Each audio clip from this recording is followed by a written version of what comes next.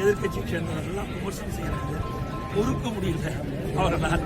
எப்பொழுது நாங்கள் பாரதிய ஜனதா கட்சியோட கூட்டணி வச்சிருக்கோம், அன்றையிலிருந்து இன்றைய வரைக்கும் எங்களை பற்றி தான் நாங்கள் விமர்சனம் செய்யறோம்.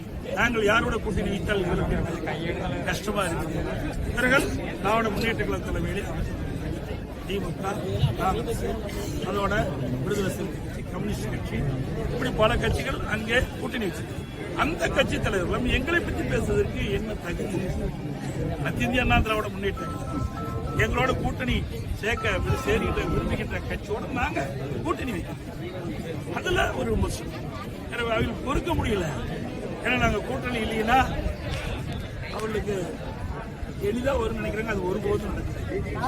இன்றைய தினம் நீங்க பாத்தீங்கன்னா சாதனை வேற ஏரியை நிரப்பி இருக்கிறோம்ல, இப்படி சாதனை ஏதாவது இந்த ஆட்சியில் செஞ்சிருக்கிறாங்களா?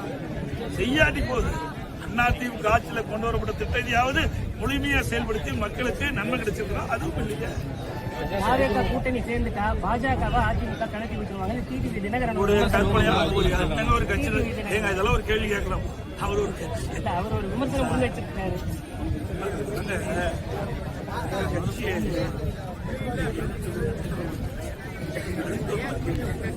நானும் பேசுறதுக்கெல்லாம் கேள்வி ஏனென திட்டமிட்டு தவறான விமர்சனத்தை செஞ்சிட்டு அவர்களுக்கு யாராவது ஆதரிப்பார் என்று எதிர்பார்த்தார். அவர் நினைக்கிறது நடக்கல. அதனால இப்படிப்பட்ட வார்த்தையை கக்கி கொண்டு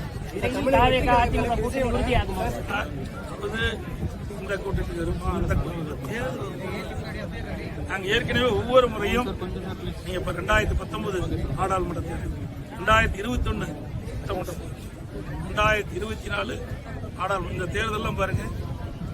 தேர்தல் அறிவிக்கப்பட்ட பிறகுதான் சில நேரத்தில் கூட்டி வச்சிருக்கோம். சில நேரத்தில் தேர்தலுக்கு முன்பு ஒரு மாதத்துக்கு அறிவிப்புக்கு முன்பு ஒரு மாதத்துக்கு முன்பு கூட்டணி பேசி முடிச்சிருக்கோம். ஏன்னா அந்தந்த கட்சி அந்த கட்சி வழக்கு கூட்டணின்னு அமைச்சிட்டா அந்த கூட்டணிக்குள்ள ஒரு கட்டுப்பாடு.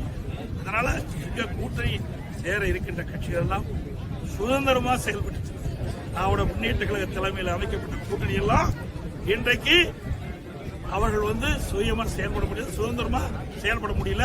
இன்னைக்கு காங்கிரஸ் கட்சி நீங்க பத்திரிகையில பார்த்தேன், பல பேர் எதிர்ப்பு குரல் கொடுக்க ஆரம்பிச்சிட்டாங்க. அடுத்த ஆண்டு நடைபெற்ற சட்டமன்ற